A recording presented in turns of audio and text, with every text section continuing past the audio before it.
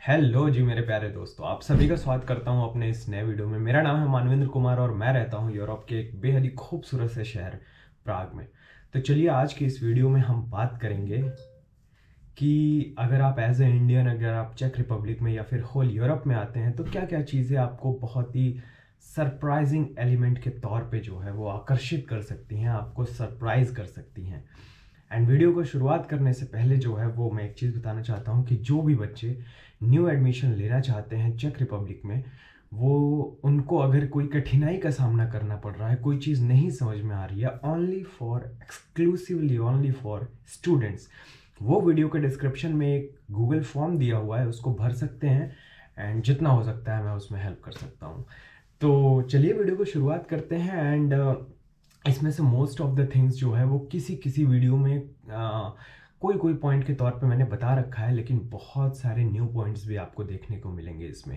जिसमें कि जो सबसे पहला जो मेरा सबसे पसंदीदा पॉइंट तो वो यही है कि विंडोज़ विंडोज़ का मतलब कि जब आप ऑपरेटिंग सिस्टम विंडोज़ पे काम करते हो तो एक सिग्नेचर जो है वो डेस्कटॉप हमारा आइकन होता है, जो कि ऐसे लश ग्रीन होता है, वो आपको यहाँ पे हर जगह आउटर में देखने को मिल जाएगा। तो जैसे ही आप बाहर कभी घूमने जाओगे तो आपको देखने को मिलेगा कि अरे यार ये कहीं कहीं जो है सीन देखा देखा सा लग रहा है। तो कहीं ना कहीं जो है वो काफ़ी सरप्राइजिंग एलिमेंट होता है, बिकॉज कि यहाँ पे हरियाली और ग्रास लैंड काफ़ी अच्छा है और काफ़ी ब्यूटीफुल है। तो ये पहला पॉइंट है मेरे हिसाब से। एंड दूसरी चीज़ जो मुझे बहुत ही आकर्षित करती है पर्सनली, बिकॉज कि एज अ हिस्ट्री में एंड यूरोपियन हिस्ट्री में काफ़ी मेरा इंटरेस्ट है। तो यहाँ के जो हिस्टोरिकल जो आपके म्यूजियम्स हो गए या फिर वर्ल्ड वॉर फर्स्ट और सेकंड के तौर पे उस टाइम के जो जितनी भी चीज़ें वॉर को जो है वो एक तरीके से उसका सिंबलिज्म जो है के तौर पे बहुत सारे म्यूजियम्स और बंकर्स वगैरह हैं। इन सबको जब आप देखोगे तो आपको एक्चुअल में जो आप कहानियों में, किताबों में, लेक्चर्स में आप पढ़े हो, उसको एज इट इज सामने देखोगे कि यार जूस के साथ, जैसे जूस का अगर हम लोग मामला अगर देखा जाए तो कैसे होलोकास्ट हुआ था, कैसे जर्मनी ने जो है वो चेकोस्लोवाकिया पे कब्जा किया था, सोवियत ने कैसे कब्जा किया था, उस एरा में क्या क्या चेंजेस हुए थे, उसको लेकर के आपको हर एक गली मोहल्ले में कहीं ना कहीं आपको जो है कोई ना कोई आपको साइन मिलेगा, कोई ना कोई म्यूजियम मिलेगा, कोई ना कोई इस तरीके के इवेंट्स होते हुए मिलेंगे। और बहुत ही मतलब हिस्टोरिकली बहुत ही अलग आपको चीज़ देखने को मिलेगी अपने देश से। तो ये एक चीज़ है जो काफ़ी आकर्षित करेगी, I hope so. And check की अगर मैं स्पेशली बात करूं एंड यहाँ पे बियर की बात न किया जाए तो फिर वो नाइंसाफ़ी होगी इस देश के साथ, क्योंकि इस देश के लोग जो हैं वो दुनिया में पर कैपिटा के हिसाब से सबसे ज़्यादा बियर कंज्यूम करते हैं। मैं अल्कोहल को प्रमोट नहीं करता हूँ, बट जो स्पेशलिटी है, जो एक सरप्राइजिंग एलिमेंट है, जो यहाँ की खासियत है, उसको बताना तो ज़रूरी है। तो चेक रिपब्लिक जो है वो अपने एक बियर के लिए बहुत फेमस है जिसका नाम है पिल्सनर उर्क्वेल। अगर आप बियर पीते हैं तो फिर अगर आप आकर के अगर पिल्सनर की बियर अगर ट्राई करेंगे तो वाकई उसका टेस्ट जो है वो आपको अपने साउथ एशियन कंट्री में पिए हुए अल्कोहल यानी बियर से बहुत ही अलग जो है वो महसूस होगा। एंड काफ़ी अच्छी बियर मानी जाती है वो यूरोप की।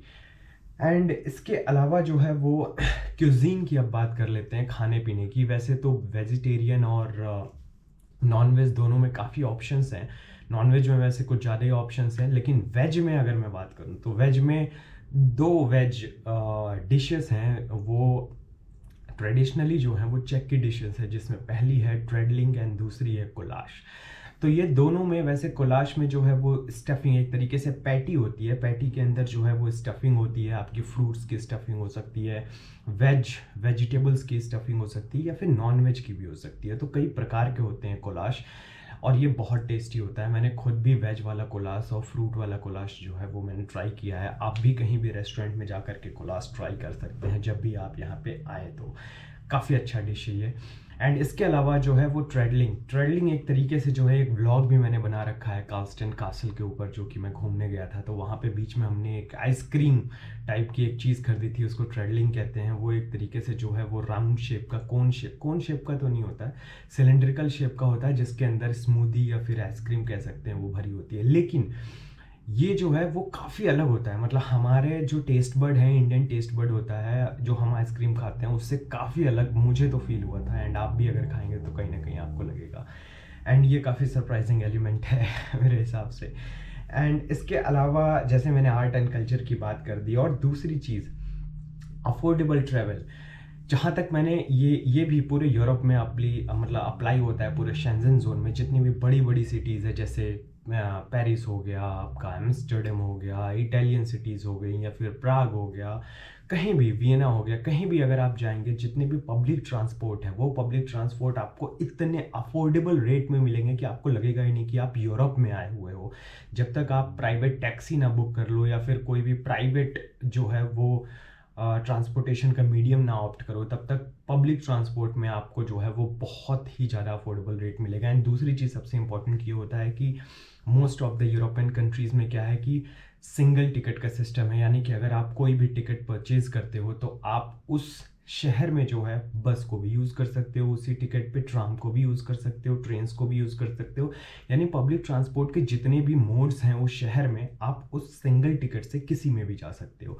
एंड दूसरी चीज़ ये कि लक आजमाने के लिए आजमाना मत। मैं आजमाया था और मैं पकड़ा गया हूँ, एक नहीं दो दो बार। एंड पकड़ा नहीं गया हूँ, पहली बार तो मुझे पता था कि मैंने टिकट लिया था, एंट्री नहीं की थी, तो चालान कट गया था। एक बार पास मेरा एक्सपायर हो गया था एंड ऐसे जा रहा था तो टिकट तो चालान कट गया था।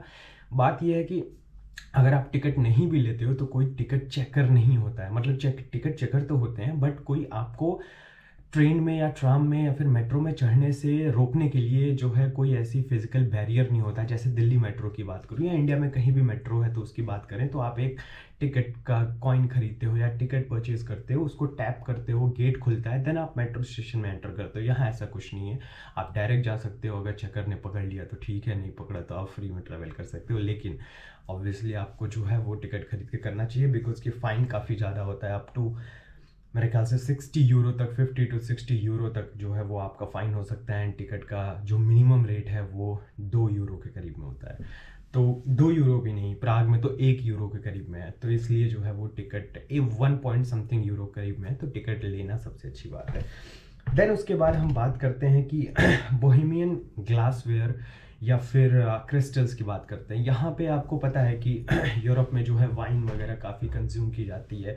एंड यहाँ के वाइन के जो ग्लासेस होते हैं एंड जितने भी ग्लासवेयर्स होते हैं, उसका एक अलग ही आपको जो है वो स्ट्रक्चर देखने को मिलेगा बोहेमियन रीजन में। बोहेमियन जैसे कि आप चेक रिपब्लिक को जो है 3 रीजन में बांट सकते हो। एक तो ओस्त्रावा का रीजन हो गया, एक मोरेवियन हो गया बर्नो का, एक हो गया बोहेमियन जिसमें प्राग से शुरू होता है। तो बोहेमियन रीजन में जो बोहेमियन एम्पायर था, उसके उसके ज़माने में, जो राजा महाराजा के ज़माने में जो एक अलग से शेप होती थी ग्लासेस की, उसको आज भी जो है वो काफ़ी पसंद किया जाता है। एंड वो काफ़ी यूनिक शेप होती है ग्लास के, चम्मचों के, प्लेट्स के, कटोरियों के। तो वो भी ग्लासवेयर, जो बोहेमियन ग्लासवेयर है, वो भी काफ़ी, अगर आप कभी भी किसी रेस्टोरेंट में जाओगे एंड बोहेमियन ग्लासवेयर में खाना खाओगे या ड्रिंक करोगे तो आपको काफ़ी स्पेशल फील होगा। देन उसके बाद हम बात करते हैं क्रिसमस मार्केट की। ये भी पूरे यूरोप में ही एक तरीके से वैलिड पॉइंट है कि आप कहीं भी क्रिसमस में जाओगे तो एक तरीके से लगेगा कि पूरे दूसरी धरती पे ही आ गए हो। जैसे कि क्रिसमस 25 दिसंबर को मनाया जाता है। एंड इसके अलावा अगर आप, तो कुल मिला के दिसंबर से ही क्रिसमस के लिए शहर सजना शुरू हो जाते हैं। एंड उस टाइम पे जो है वो पूरा शहर एक तरीके से जो है वो क्रिसमस के सिम्बॉलिक जो चीज़ें होती हैं, जैसे जैसे स्नोफॉल के साइन हो गए, मतलब आइस या फिर स्नो के, इसके अलावा डियर के जो है हॉर्न्स हो गए, इसके अलावा जो है जीसस क्राइस्ट की चीज़ें हो गई, बहुत सारी चीज़ें, जितनी भी रेलेवेंट चीज़ें हैं क्रिसमस की, उसको लाइटिंग के तौर पे जो है पूरे शहर में हर एक गली नुक्कड़ पे जो है लगाया जाता है। पूरा शहर सेलिब्रेट करता है महीने भर क्रिसमस के त्यौहार को। एंड जब यूक्रेन रशिया का वॉर हुआ था उस दौरान भी जो है जो एनर्जी क्राइसिस इतनी हुई थी, तो उस टाइम पे मैं यहीं पे था और मुझे लगा था कि यार इस बार जो है वो ऐसा इतना ज़्यादा लाइटिंग और ये सब कुछ नहीं होगा। लेकिन फिर भी उस टाइम पर भी जो है सिटीज़ ने, कंट्रीज़ ने, यूरोपियन कंट्रीज़ ने कोई कॉम्प्रोमाइज़ नहीं किया अपने क्रिसमस सेलिब्रेशन को लेकर के। तो ये भी एक काफ़ी सरप्राइजिंग थिंग होता है कि अपनी चीज़ों को कितना भी कॉस्ट आ जाए, करते तो हैं ही ये, लेकिन ये बात अलग है कि उसका बोझ जो है वो पब्लिक के ऊपर पड़ता है, उसके एनर्जी प्राइसेस जो बढ़ते हैं। तो देन उसके बाद हम बात करते हैं स्पा एंड वेलनेस टूरिज्म की या फिर वेलनेस सेंटर्स की। ये काफ़ी अच्छी चीज़ मुझे यहाँ पे लगी कि अगर आप जैसे यहाँ पे एक सिस्टम है, जैसे कि आप अगर एम्प्लॉय हो या फिर एम्प्लॉय नहीं भी हो तो आप एक मल्टी स्पोर्ट कार्ड है प्राग में, जिसको प्राग में क्या पूरे चेक रिपब्लिक में आप उसको अप्लाई कर सकते हो। एंड उसके बेसिस पे जितने भी वेलनेस सेंटर है, जितने भी स्पोर्ट्स के सेंटर हैं, जितने भी स्पाज हैं, जितने भी जिम हैं, आप सबको जो है वो एक्सेस कर सकते हो बिना किसी एक्स्ट्रा अमाउंट के। उस मल्टी स्पोर्ट कार्ड में एक सर्टेन अमाउंट आपका होता है मंथली, वो आपको पे करना होता है, दैट्स इट। इसके बाद आप कहीं भी कुछ भी जुम्बा करो, डांस करो, जिम करो, जो कुछ भी जितने भी उस वेबसाइट पे लिस्टेड हैं, आप उन सारी एक्टिविटीज़ को जो है सिर्फ उतने से सर्टेन अमाउंट में सारी चीज़ें कर सकते हो। जैसे मैंने अभी अभी जो है मैंने अप्लाई किया उसके लिए, एंड अभी मैं बैडमिंटन खेलता हूँ कहीं जा कर के एक कॉम्प्लेक्स में, तो वहाँ पे मुझे पर आवर के पे करने होते हैं, जो कि काफ़ी हाई मतलब चेक राउंड होते हैं, एंड वो आने के बाद जो है मैं फ्री में उसको कर सकता हूँ। तो ये एक काफ़ी सरप्राइजिंग एलिमेंट है कि सारे वेलनेस सेंटर को जो है वो एक तरीके से देखा जाए तो ऑर्गेनाइज्ड कर दिया गया है यहाँ पे।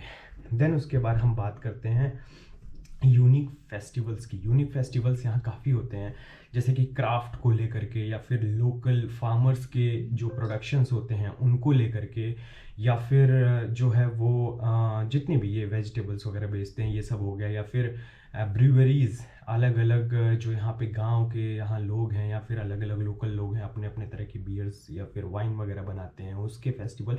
तो हर एक छोटी सी छोटी चीज़, किसी भी एक छोटे से लोकल एरिया की वो पहचान हो, तो वो अपना एक फेस्टिवल उसके उसके बेस पे जो है क्रिएट करते हैं। एंड इस तरह के बहुत सारे फेस्टिवल आपको जो है वो फेसबुक ग्रुप्स में इवेंट के तौर पे मिल जाएंगे। तो ये भी एक काफ़ी अच्छी चीज़ है एंड काफ़ी सरप्राइजिंग एलिमेंट है मेरे हिसाब से। देन उसके बाद बात करते हैं जो कि सबसे ज़्यादा जो है वो सरप्राइजिंग एलिमेंट होता है पब्लिक ड्रिंकिंग की। यहाँ पे पब्लिकली जो है वो आपको ड्रिंक करना अलाउ होता है। पब्लिकली आपको हर जगह जो है, आप चाहे मतलब ग्रॉसरी स्टोर में, या फिर आप जो है वो रेस्टोरेंट में, या फिर कहीं पर भी आप जाते हो तो आपको बियर और अल्कोहल वहाँ पे अवेलेबल होता है।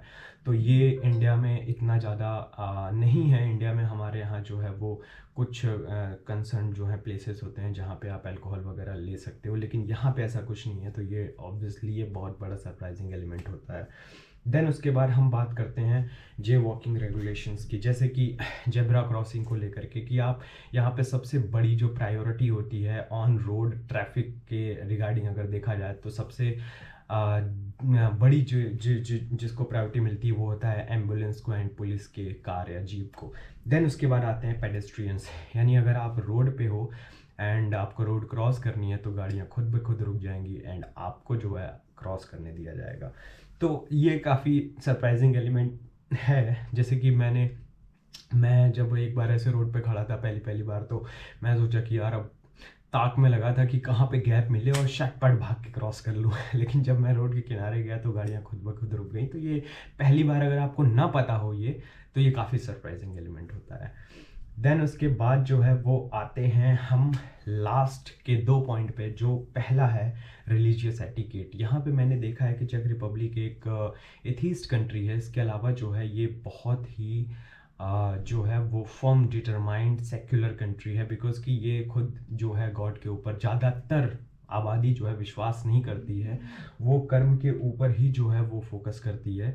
बट कहीं ना कहीं जो है यहाँ के लोग दूसरे के रिलीजन को जो है काफ़ी रेस्पेक्ट करते हैं, काफ़ी क्यूरियस होते हैं उसको जानने के बारे में, एंड उस चीज़ में पार्टिसिपेट भी करते हैं। जैसे कि भी कुछ टाइम पहले हमारे यहाँ पे दुर्गा पूजा का जो है वो एम्बेसी ने एक प्रोग्राम कराया था और कुछ एनजीओज़ ने मिल करके, वहाँ पे मैंने देखा चेक के लोग भी आए थे, काफ़ी उन्होंने डांस किया, हमारे इंडियन क्यूजीन्स का लुत्फ़ उठाया। तो ये दूसरे के रिलीजन को जो है काफ़ी रेस्पेक्ट करते हैं एंड हार्डकोर ये सेक्युलरिज्म के ऊपर बिलीव करते हैं। And last but not least point है कि शॉपिंग आवर्स, कि हमें जैसे लगता है कि वीकेंड का टाइम है यार, चलो छुट्टी है, चलो बढ़िया जो है शॉपिंग वगैरह करते हैं, इधर उधर चलते हैं। तो यहाँ पे ये चीज़ नहीं है। वीकेंड पे जो है जितनी जल्दी हो सके उतनी जल्दी दुकानें बंद हो जाती हैं, एंड वीक डेज़ में ही दुकानें जो हैं वो लॉन्ग टाइम तक खुली रहती हैं। तो वीक डेज़ में ही जो है वो यहाँ पे ज़्यादातर लोग प्रेफर करते हैं जो है शॉपिंग करना, ख़रीदारी वगैरह करना। वीक एंड पे जो है वो ज़्यादातर आउटर में घूमना एंड अपने फैमिली को टाइम देना एंड घर में रिलैक्स करना, इसके ऊपर ज़्यादा उनकी प्रायोरिटी होती है। तो ये भी काफ़ी एक सरप्राइजिंग एलिमेंट है कि शून्य सपाटा होता है पूरा जो रोड्स या फिर जो मार्केट एरिया होता है। तो आई होप कि आपको जो है वो थोड़ा सा कुछ इंफॉर्मेशनल एंड कुछ क्यूरियस जानकारी आपको मिली होगी। एंड चैनल को सब्सक्राइब कर देना, दोस्तों के साथ शेयर कर देना। मिलते हैं फिर से नई वीडियो में कुछ नए मुद्दे पे बात करते हुए, तब तक दे दो इजाज़त। बहुत बहुत शुक्रिया।